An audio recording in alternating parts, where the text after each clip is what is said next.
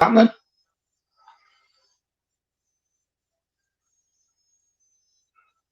Come on, it's it. It's not a laughing matter.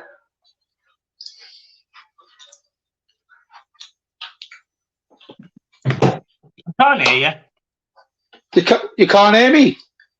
I couldn't. I can now. Right, you'll have to start it again because that's the people will just turn off. Now we're rolling. No, just start again.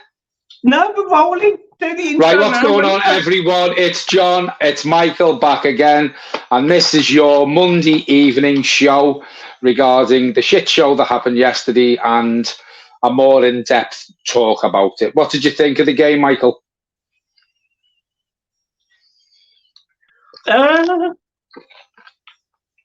Where do you start, John? Where do you start? I mean, the game was turgid. The football was awful. The plan, I got the plan in the first half. In the second half, I didn't fully get it.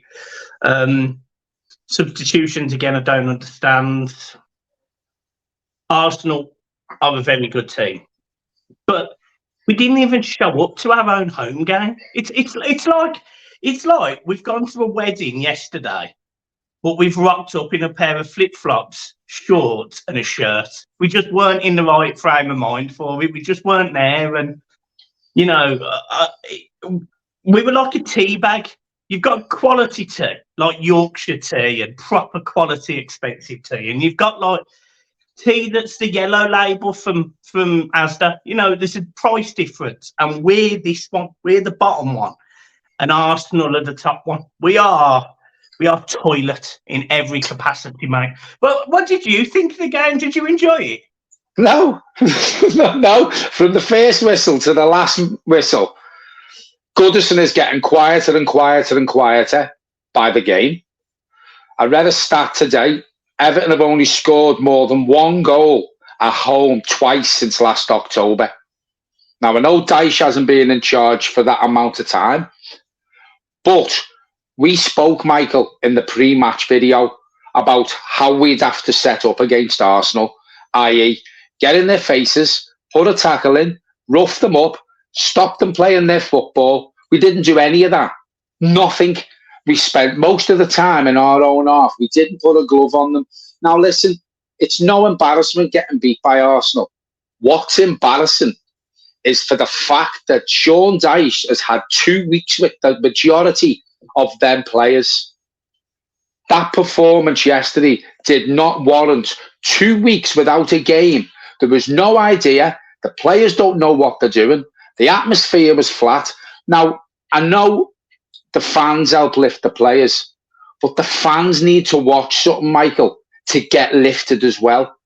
And what we're watching at the minute, there's only one way we're going to go. Sean Dyche, for me, I think he's got 2-3 games to save himself. But then on the flip side of that, who's in charge of the club? Who'll make the managerial decisions?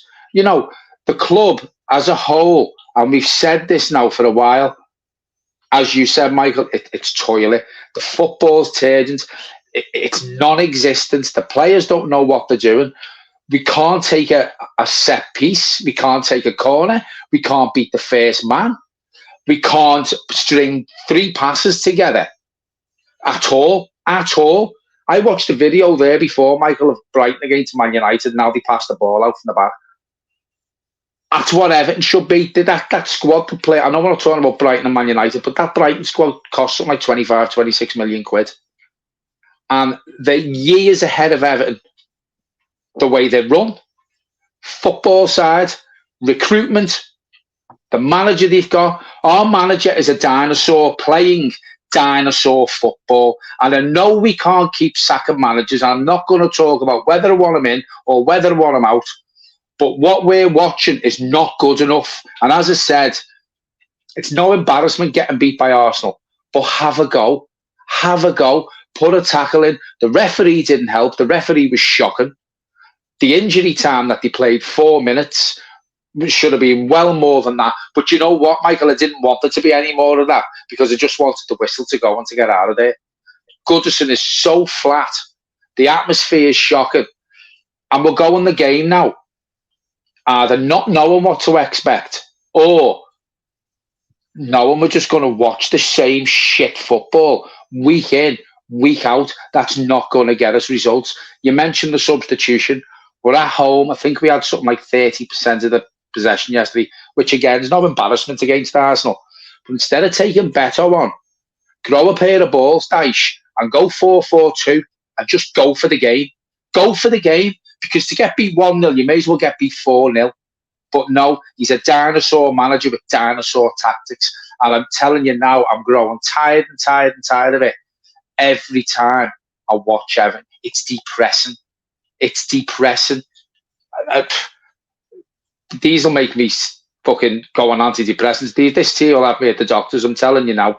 Because the way they're making me feel and everyone else feel, it's just not even... What's the point? What's the point of us existing? Do you know what I mean? Yeah. Just to check, is my audio coming through this or Yeah. It's coming through this? Well, I don't know what's coming through, but yeah. Yeah, look, I completely agree with absolutely everything you've said. And in terms of a debrief, to go over the game again, I think everyone saw it. So you kind of don't need to talk about the game, do you? We all know, like, it's been the same every week almost. It's been the same since the start of the season. And, one thing we could rely on last season was corners and set pieces. And it's very one-dimensional. Teams have worked us out now. They've worked us out how to deal with us at set pieces. Well, it doesn't take much working out. It doesn't take much working out, because while you've got Ashley Young on the dead ball situations, Michael, for every set piece or dead ball he puts in, shit. It's not hard. You're not going to be rocket scientist. You should be looking for the tallest man in Everton's team, which is Jared Brantwaite, put him around the penalty spot and just aim for him. But no, there's not even any thought that goes into the set pieces, Michael. What are they doing on the training pitch? Because whatever they're doing, they're not bringing it into the game.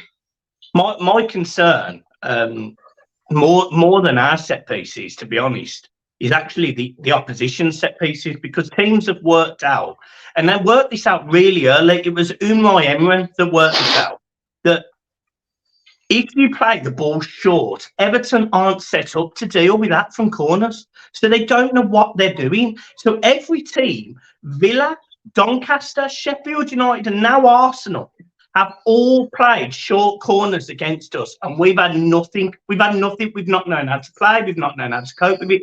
And it's pathetic, John. It's pathetic. We can't physically manage a simple short corner. And this football team defensively, it's a joke. Sean Dyche is pathetic. And if I'm being honest, I don't understand how a manager that is apparently so good defensively and was brilliant at Burnley for this is coming to Everton. He's actually made us worse. At least under Lampard, there was never a strategy. I never felt like there was a philosophy or an ideology or a specific way of playing football. We used to be gung-ho and look brilliant for 10, 15 minutes. We'd go one down on the counter and we'd fall apart. That was like West Ham away, Tottenham away. I remember these games under Lampard. Every single performance under Dyche just sits and smacks of just horrendous football, boring football with no answer, no ingredients. And he's built a team of players. Kevin Furwell has built this little squad of players that lack number 10, like a middleman. And I'm not blaming Thurwell for this, because I know he's got financial restraints, but Dyche doesn't know how to play these players. He doesn't know how to play the attacking players. I watched that game. At one point, he may as well have just took all three midfielders off. He may as well have just took all three midfielders off on Sunday and stuck Chimiti, Dobbin, Beto, and Calvert-Lewin up front. He may as well have just missed them out. Just miss them out, stick two more at the back, 4 up front, and go 6-0-4. That's what he should have done, because it doesn't make sense. And I'm not against long ball football. I'm not. I actually quite enjoy it, really. Battles with a centre half and a striker. You see us winning knockdowns, whatever. But the simple fact of the matter is, every time this football team walks onto this pitch, I haven't got a clue how they're going to score a goal. And that is shocking. And I also know that no matter what, the other team are going to get one or two really good chances. It's not like they get like a half chance. They get a really good chance. I mean, Doncaster got two, or one, sorry. Doncaster got one.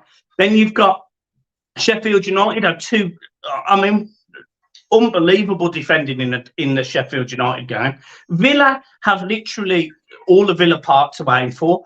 Wolves at the start of the season, or Fulham, or whoever it was at the start of the season, it comes off our throwing. It happens twice. I don't get what they're doing on the training pitch apart from running without a ball.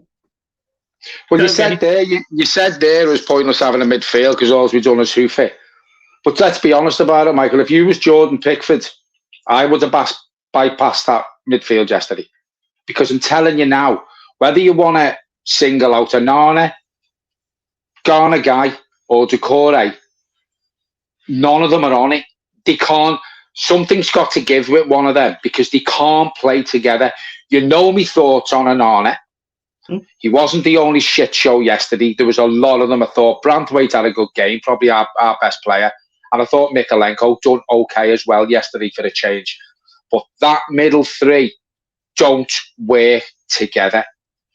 You can take any of them out. On the last few weeks' form, or since the season started, you could take any of them midfielders out and they wouldn't be missed. James Garner has to go in the middle and take one of them out. They're too similar, Michael. Them three players, Garner, Guy, Decore, and Anana, they're too similar. So you've got to have someone who can pick a pass out and can actually fucking pass a ball because them three can't. None of them three can't. So you need someone in there with two of them who can actually pass, because yesterday we didn't put more than three passes together. Decore give the ball away every time yesterday. Every time. I thought Garner guy done a bit of running and he did close down sometimes. But listen, it's not the Garner guy we knew from the first time he's at Everton.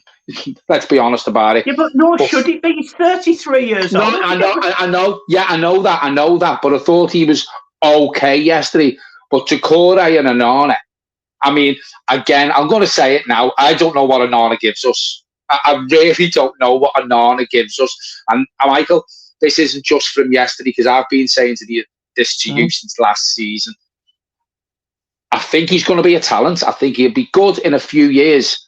I just don't think he's the right fit for Everton at the minute for the way we're playing. We both think that. We both think that. That's exactly what I. But I don't see what he gives us at this present time. He doesn't give us anything.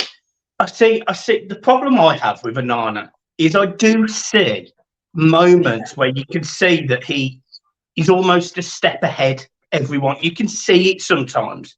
Yeah, but it's not very often. But other times he does the basics wrong. I mean, sometimes he does the basics. There was a moment yesterday where I think Mikalenko got pulled in and Anana makes a long busting tackle and it goes out for a corner to Arsenal. And his reaction is to celebrate.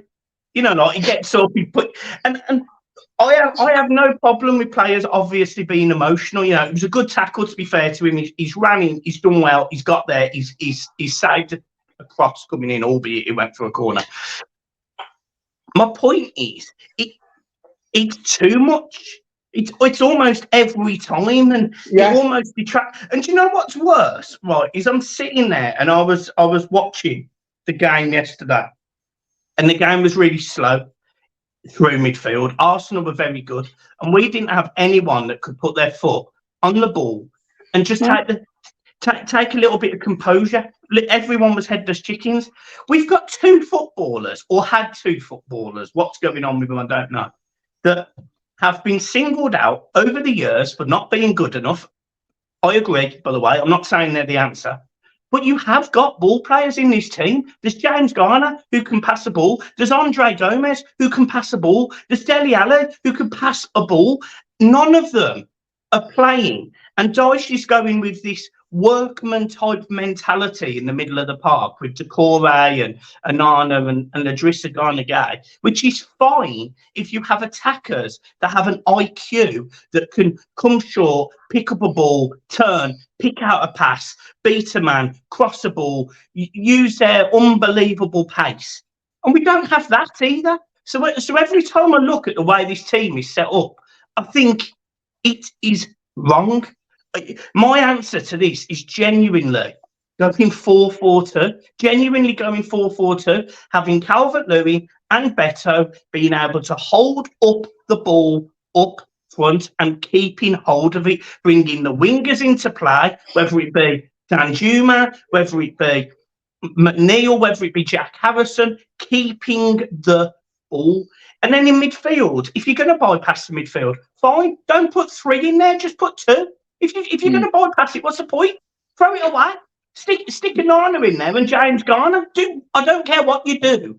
But the frustration for me is this team, they don't know how to play together. And it's almost like this team's had this massive rollover of players. Apart from a few players, it's practically the same team as last season.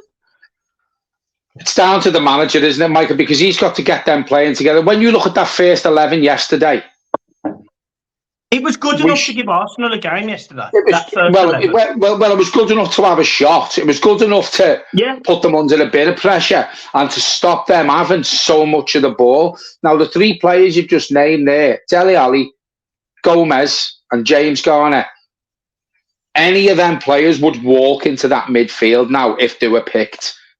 For me, it's missing. I know Gomez doesn't like tackling back, but when you've got either Anana or Decore or Idrissa Gana Gueye playing with them, they'll do the donkey work. That team, the way you're saying there, if we have Danjuma on one wing or McNeil or Harrison and Beto or Calvert-Lewin or both of them up front, you need someone like an Andre Gomez to be able to pick the pass. But it's pointless playing like that if you haven't got any flair in the midfield, because there's none there. But you're not going to get that with this dinosaur of a manager, because he has one way of playing, one way only, and it's fucking years old, and it doesn't work with this squad of players we've got. It won't work. But do you know what's worse, John? Right? And I said this yesterday. But do you know what's worse? Is that I like Dyche. I like Dyche. I like him as an individual. I like him as a person. I like the fact that if we've had a bad game, he comes out and says we've had a bad game. I like that. Yeah, but on the flip side of that, in his interview yesterday after the game, he come out and said we weren't a million miles away from it today. Fuck off. We were about 10 million miles away from it. Yeah. Look, I'm not disputing that. But my point is, I wanted it to work for Dyche. I wanted it to work. You know, when he come in, I didn't want this rollover of managers again, and I didn't want to not be in a position to back him. I wanted to buy into him. And when he first come in, he did his first press conference. Me and you spoke on the phone, and I'll never forget it. I came out and I said, I feel reassured. I feel confident. Every time Dyche talks now, I sit there and I think, You talk the game. You speak as if you know what to do. But then every single game situation happens. Let's be real, right? We should have beat Fulham. We should have. We should have beat Wolves, and we probably should have beat Sheffield United. But irrespective, we got a point. We should be on 7 points. And I think if that was the case, we wouldn't be having this conversation about sacking Dyche. I don't think we would. But it should have, could have, would have. And we're sitting here with 1 point, Michael, out of 5 games. The point I'm making is he's too stubborn at times to change. Like, for example, defensively, Michael Keane, he should never have been starting games of football for Everton. We all know that. We all know it. You know, he has Iwobi and Damari Gray, and for whatever reason, they both leave the football club in this window, when you can arguably say they were 2 of our most threatening players last season at times. Damari Gray the season before, had some phenomenal games in a blue shirt. I appreciate he didn't always track back, but you always knew you had a bit of pace. You had somebody who could beat a man and score a goal or cross the ball. I look at this Everton team yesterday. There's no pace. The fastest player on that pitch for Everton yesterday was better. And he was completely isolated because we couldn't get him the ball. Yeah. Well, we didn't try to get him the ball, Michael, because we couldn't string a pass together. I thought Danjuma was very, very poor yesterday. But again, if you're not getting the pass off your midfield, off central midfielders, and you're not getting involved in the game, what can you do? You know, Sean Dyche, there's only one manager who's got a worse points ratio than him, and it's Mike Walker. Now, if you look back to the other managers who we've had, Rafa had a better points ratio than him, believe it or not. Benitez, Lampard did, Sam Allardyce did. No one wanted Sam Allardyce. I'm telling you right now, and I'm not saying I want Allardyce back. We had Sam Allardyce at this club now, we wouldn't be third bottom with that squad of players. We would not be third bottom. Because Sam Allardyce will change it game on game. In game time, he will make changes. Dyche doesn't. We finish the game how we start the game now. Same tactics, same formation. Just different players occasionally in different just positions. Different, exactly. But it's still the same formation, still the same tactics. And do you know the one that got me yesterday? And again, I mentioned this in my match reaction. He brings on Schmidt on about the 85th minute. Lewis Dobbin, right, had a fantastic summer. Right, he played fairly well in games. Yes, the game he started was probably a bit too far for him. But what has Chimiti done over Dobbin for that substitution? Is this yet again another young Everton player that a manager's just going to kill like it's happened all the time? And what I said to you, and I said it in my video yesterday, I said it, is our under-18s are rubbish. Our under-23s are rubbish, and our first team's rubbish. It speaks volumes of a whole club that doesn't know how to manage youth. It's shocking. It's shocking, especially when, again, you rightly mentioned teams like Brighton and even Bournemouth, and teams that, no disrespect to them, but up until recently, in Bournemouth's case, even now, don't have the same level of infrastructure that Everton have in terms of probably the quality of the training ground and a larger stadium, yet their young players are given opportunities to nurture, to develop, to become Premier League footballers. They get the bit between their teeth and they go and they go and they go and they prove a point and they want to do well. Evan Ferguson is another prime example of Brighton. This kid is going to be the next Harry Kane, in my opinion. I really rate him. I think he's got the right head on his shoulders, real quality footballer.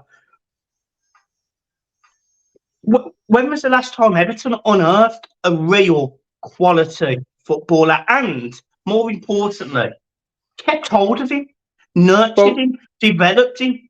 Doesn't happen. Well, listen, we don't know. We don't know for the simple fact of the matter is they don't get a chance because it's plainly obvious now, and I've said this for a while to you, Dyche has his favourites. He has his favourites, and that's it. It stops there. He will pick the majority of the same players week in, week out to play the same shit football. It's as if he sets up not to lose, Michael. Now, you can't do that against teams like Arsenal. To be honest, you probably can't really do that in the Premier League. You can't set up not to lose in the Premier League. He's doing it. We're sitting here at 1 point from 5 games. 5 games. We've got 2 massive games coming up now.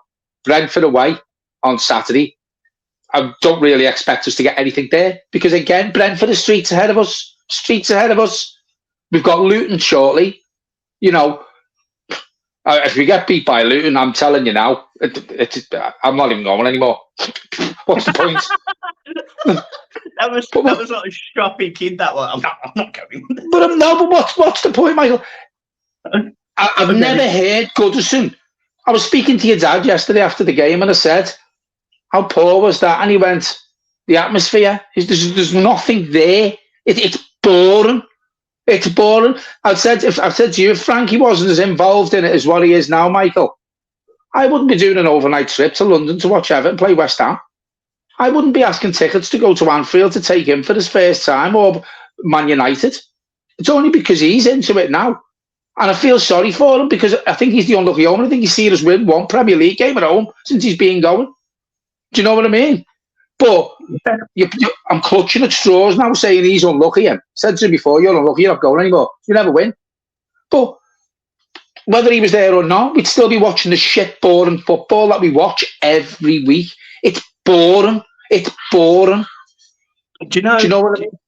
Yeah, I do. And do you know one of the things that really irritates me? And again, you might not agree with this, but the club take us for granted. Like when you sit there and you think they know that we're going to sell out away tickets away at West Ham and Liverpool and whatever. Like they're like, straight up, they're like rocking all shit and away tickets. Like everyone, you've got to have 19 credits or something mad from the season before to even get a ticket.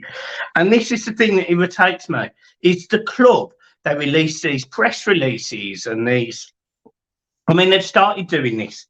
I don't know if you've seen it, and it's a bit petty of me really, but they've started doing this like release of on the Monday of the week ahead. So they've got Brentford away. Yeah, got, and the under 23s are playing, Doncaster, and then the under 18. And I sit there and I think, that's 3 defeats. How bad is that? How bad is that?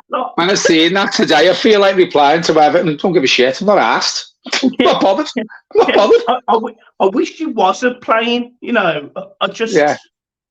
They ruin your week, don't they, Michael? The money we spend on them. Your dad yesterday doing... Well, I can't do it. I physically... Everyone knows I bought a new house in December and I was still trying to go to as many games as I possibly could. The tickets are more expensive. Like I think they're 50-something quid now, 50 quid. 55. So I get my ticket. It's then my drive up there, which is more expensive than it used to be. It's then the food while we're up there, it's more expensive. I can't go every week like I want to until I get a season ticket. I just physically can't. It's just, I'm spending £300-ish a month on Everton. Yeah. When did they deserve that? When do they deserve that? They don't deserve it. But the issue is, if I don't go, somebody else will happily go and they'll happily sit there and watch the game. And this is the thing that they just know is coming. They just rely on it. They just know that take it for granted. They take us for granted. That's what they do. Because they know we're going to carry on spending our hard-earned money, going to watch them, and they're not bothered, Michael. And we've said this about, it doesn't matter who's in charge, whether it'll be 777, whether it's Rashid and Kenway, not asked, because 777 aren't going to be bothered. But this is the thing. This is the thing that worries me, is that the ship is clearly rudderless at this point. Everton are just going round in circles. They're stuck. They're going down and down and down. They're in like one of them, I don't know what they're called, them fucking whirlpool things, and they're just being sucked down. This owner has confirmed that he doesn't care. He doesn't want to be the Everton the owner anymore. Fine. We've known it for a while, but it's been obvious. And let's be honest, right? Me and you had a conversation 5.5 years ago saying about how bad he was. The first time we met each other, we were talking about the club. You bought me a beer. We shook hands. We got to know each other. And the first thing we said was, do you think Bashiri's doing a good job? And we both went, no. That was 5.5 years ago, John. And 5.5 years later, we're still in the same position. I just after being blasted, by the way, after being blasted all over Twitter for sharing our opinions and saying that, we didn't think Bashiri was right for the club 5.5 years ago. How obvious was it that we were in trouble when he signs 3 number 10s within a week of each other? Yeah, I know. But then he was going above. Then he was going above and beyond Marcel Brands' head, who was on £50,000 a week, to go and sign Alex Iwobi from Arsenal and sort his mate out there. Marcel Brands didn't even want Alex Iwobi. So from the day's walk through the door, the only thing he's got right that he promised us was the new ground. And you know what? I said this last week, Michael. I'm not asking Bramley more anymore because the way the clubs run and the suffering that us as Everton fans are going through, it's took the shine off that new ground now. Yeah, it has. Give me Goodison Park for another 150 years. And get our shit together. Because being brutally honest, right, that stadium, he has delivered on the stadium. He found the site, they got the planning, it was all agreed, the money went in for the first phase, all of that stuff. Thank you, Mr. Mashiri, thank you, very grateful. But at what cost? I said this last week and I'll say it now. At what cost? This Everton team is walking towards administration potentially with the amount of debts we've got. Everyone keeps telling me we're spending £575,000 a week in interest payments. Interest payments? I mean, I don't know the answer to any of these problems anymore. I don't. I used to sit there and I used to think, right, if I was a chairman of a football club, I would do this, this, and this. I don't know the answer. And the people coming into this club, I don't think they're the answer. I don't think they've got enough money. I don't think they're rich enough. I think the fact that, I mean, people in the comments were saying, oh, they only own 15% of Sevilla. Fine, take them off the table. Look at the issues that are going on at is it Red Star Belgrade and at Standard Liège. By the way, both teams are nowhere near in the same financial category as Everton. So how are they going to manage us if they can't manage them? I just, the whole thing, the whole club, it stinks, mate. It stinks top to bottom. It's the club's finished, Michael, until we have people who are interested in the club, who are interested in football, who know how to run a football club. Then it's not going to change. It's not going to change. £350 million we owe to creditors for loans. £350 million. That's before we start.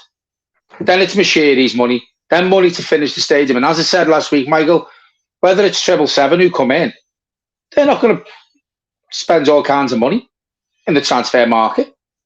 So, they haven't got it. Well, this is the thing. So they'll come in, and we're going to have to, as you said, Michael, we're going to have to sell our assets in the next transfer window, at least one, maybe two, who we'll get money for. The team gets worse and worse and worse if we start doing that. Then he's going to have to start playing the kids or play the fringe players or give Gomez another contract to keep him here. The club, honest to God, and I mean this, Everton Football Club is the worst run club in the Premier League. In the world. Well, yeah. But they are, and that's not exaggeration. They are. We're a laughing stock. And do you know what's worse, right? I mean, you know, I am not a Bill Kenwright fan. I'm really not. Like, I am not the guy. You know, he destroyed any element of the successful teams that Everton had in the past. He managed to just make them worse. And I think you go back to the 80s and the 60s where we had chairmen who had money and we could invest properly, and we can't do any of that now. And you think about the Kenwright era, which was bad because we didn't win anything. You know, a club with the history of Everton, we didn't win anything under his era. But you'd almost absolutely snap anyone's hand off to take that back than to go through what we're going through now, because at least we were that plucky Everton team that would challenge for Europe and had a manager that seemed to buy into the club. And I'm not sitting here saying I love Kenwright and I love Moyes, because I don't. I definitely don't. But what I'm saying is I take that scenario back in a heartbeat. You know, if we could invest in the right people and have the players on the pitch that are managed correctly, all of the ingredients at this football club are positive. The new stadium, a beautiful training ground. We've just destroyed it, John. The people in charge have just destroyed it. And what happened was the gradual decline was there from Kenwright.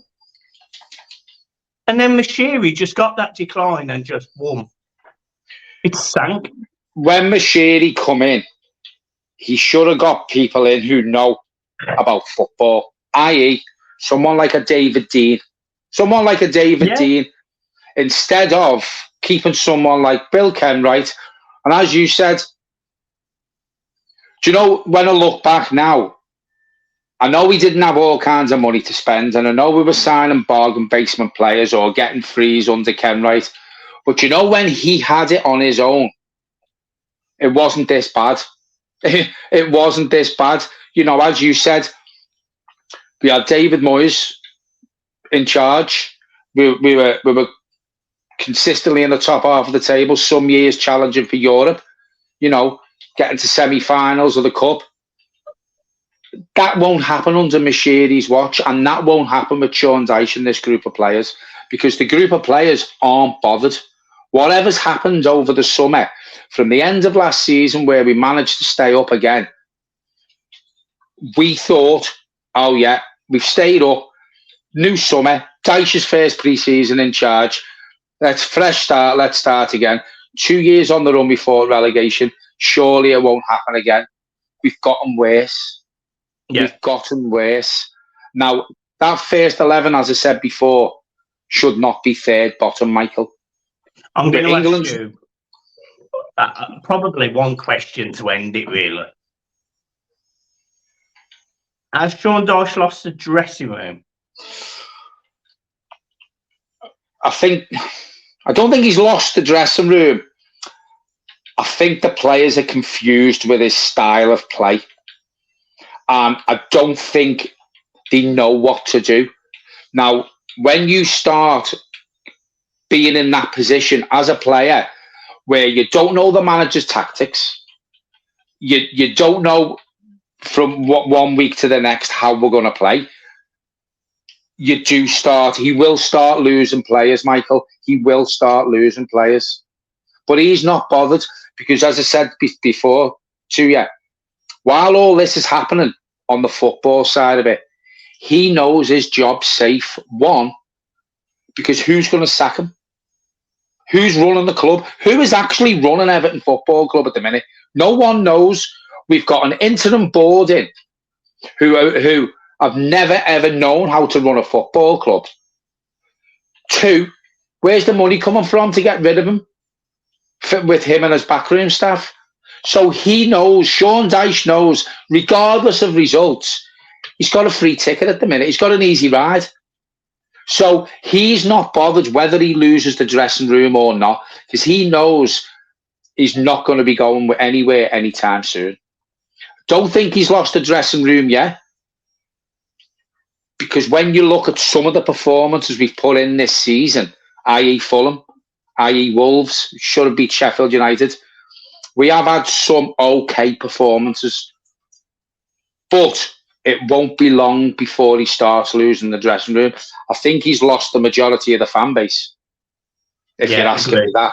I think he's lost them. I look at social media and there's people saying, we've got to give him time. You know, we can't keep sacking managers. Totally agree, we can't keep sacking managers. But football is a points business. When you've got 1 point out of 15 and you're getting played off the park by a team who were only in first gear yesterday, you can't really defend that. You can't defend that. No. And me, you, your dad, me lad, the majority of Everton fans who are going to Goodison now, it's a chore. It's a chore to go there, Michael. We don't enjoy it. It's a chore. And this is the thing. We just go now. We just go for something to do. Because we don't go to, no, and we're going to watch something good. Where's the next win coming from? There's no confidence. There's no confidence in the fans. There's no confidence in the team. There's no confidence in the club as a whole. The club at the minute is in such a dark, dark place. I don't think it can get anywhere. It can only get better. But I don't see it getting better anytime soon. I really don't. And I know that's negative, but I'm probably speaking for a lot of Everton fans when I say that. We're all feeling like that.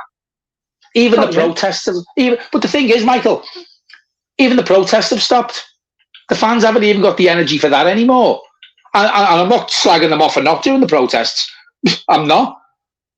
But there's people don't even rant on social media anymore, Michael. They don't even I've get. I've noticed. Because it's soul destroying. We've got no energy left in us. They've sapped everything out of us. So the fans now, we're used to it now. We're just accepting it. That's what it is. It's acceptance now with this football club. And until things change upstairs and things change on the pitch, unfortunately, this is what we're just putting up with. This is what we're living with now with Everton Football Club. So I don't think, the answer to your question, I don't think he's lost the dressing room yet. But I think the players are baffled by his tactics, his substitutions, his formations, and probably his training. Because, as you pointed out before, Michael, what are they doing in training? To have 2 weeks with the majority of that squad to put a performance in like that yesterday, not put a glove on Arsenal, get beat 1-0. It was the easiest one-sided 1-0 game I've ever seen in my life. Within first gear. Hello. So, but there you go. Right. Well, I think that's it. I think there you go. 42-minute long debrief. I feel worse. This is what happens when you talk about Everton. You feel worse. You don't even get it off your chest anymore. If anything, it makes you think about it. Like, you know what? Give me anything else. Give me anything else. Just I hate the club. I hate them. I had this joke the other day saying, "Who do I hate more, Everton or Liverpool?" And I sat there and I went, "You know what? That's a horrible question to ask me right now." I hate the club. Hate Everton. That's what I mean. No, I hate Everton. That's why. I hate them like my ex who ended up marrying my best mate. Brilliant. I do. I hate the club. Brilliant. Hate the club. Right. And on that note, let's find John's ex. No, right. Guys, and if you do, it's been a pleasure as always, guys. Make sure you hit the like and subscribe button. Keep smiling. And up the toffees. Cheers, folks.